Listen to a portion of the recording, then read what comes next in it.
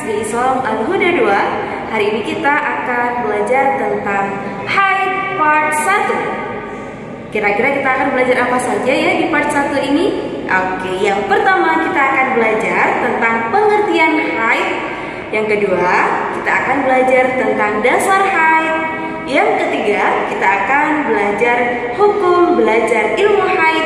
Dan yang keempat, kita akan belajar usia minimal masa haid. Oke, kita langsung aja lanjut di pertama, pengertian haid. Apa sih pengertian haid itu? Menurut bahasa, haid adalah mengalir. Menurut istilah, haid adalah mengalirnya darah dari farji atau kemaluan wanita dengan minimal usia 9 tahun kurang 16 hari kurang sedikit dalam keadaan sehat, bukan karena melahirkan dan juga bukan karena sakit. Kedua, kita akan membahas tentang dasar haid. Dasar haid ada di dalam Al-Quran surat Al-Baqarah ayat 222 dan berdasarkan hadis Nabi. Dan yang ketiga, kita akan membahas tentang hukum mempelajari haid. Apa sih anak-anak hukum belajar ilmu haid itu? Yang pertama adalah fardhu ain atau wajib bagi seorang wanita yang sudah baligh.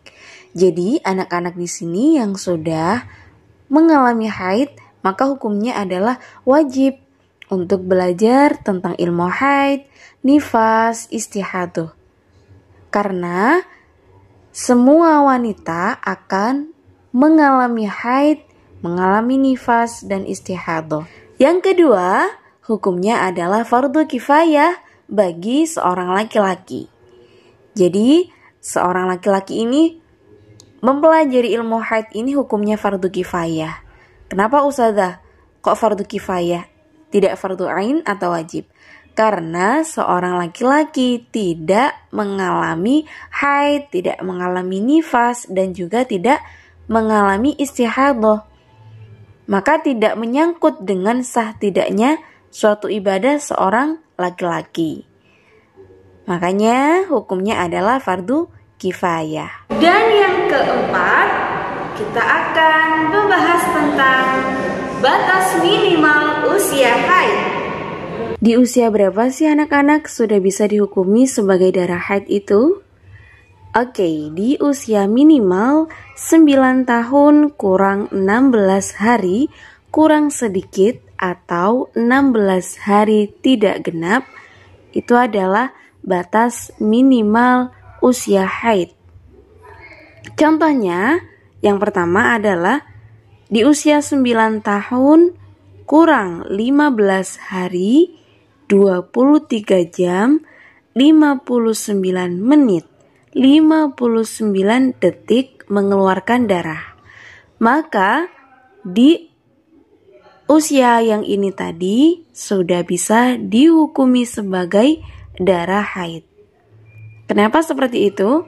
Kita kembalikan lagi di rumus yang pertama tadi, yang masa minimal usia haid itu adalah 9 tahun kurang 16 hari kurang sedikit atau tidak genap 16 hari. Jadi di contohnya ini tadi adalah 9 tahun kurang 15 hari 23 jam 59 menit 59 detik. Maka ini sudah dihukumi sebagai darah haid. Contoh yang kedua yaitu 9 tahun kurang 10 hari. Maka kita lihat di batas minimal usia haid tadi adalah 9 tahun kurang 16 hari. Kurang sedikit atau tidak genap. Sedangkan di usia 9 tahun kurang 10 hari ini mengeluarkan darah. Maka darahnya sudah bisa dihukumi sebagai darah haid. Kemudian contoh yang ketiga, Aisyah mengeluarkan darah pada tanggal 4 September pada pukul 13.30 sampai tanggal 5 September 13.30. Usia Aisyah baru genap 9 tahun pada tanggal 20 September 2021. Maka darah yang keluar selama 1 hari ya, karena pada tanggal 4 September pukul 13.30 sampai berhentinya di tanggal 5 pukul 13.30 juga, ini sudah dikatakan sebagai darah haid karena sudah mencapai minimal masa haidnya. Kemudian contoh yang keempat, usia Fatimah genap 8 tahun.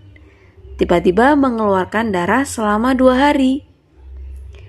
Maka darah yang keluar selama 2 hari ini dihukumi sebagai darah fasad atau istihadah. Kenapa Ustazah? Kan sudah 2 hari keluarnya. Iya, meskipun 2 hari akan tetapi belum mencukupi minimal usia haid. Karena ini masih genap 8 tahun. Sedangkan minimal usia haid itu adalah 9 tahun kurang 16 hari kurang sedikit atau tidak genap 16 hari. Nah, anak-anak yang sholihah, dari pemaparan ustazah yang sudah disampaikan tadi dapat disimpulkan yang pertama, haid adalah mengalirnya darah dari kemaluan wanita dalam keadaan sehat bukan karena sakit ataupun melahirkan. Yang kedua, dasar hukum haid itu sudah tertera dalam Al-Quran maupun hadis Nabi.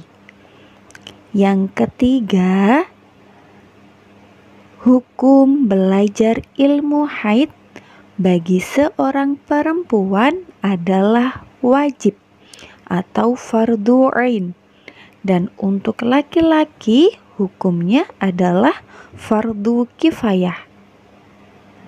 Kemudian yang nomor 4, batas minimal usia haid adalah 9 tahun kurang 16 hari kurang sedikit. Kalau kurangnya banyak, berarti belum bisa dikatakan darah haid, tapi termasuk darah fasad atau darah istihadah.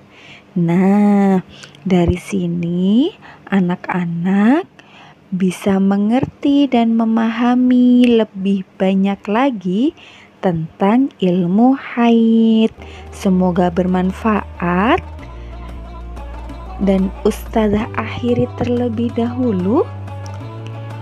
Wassalamualaikum warahmatullahi wabarakatuh.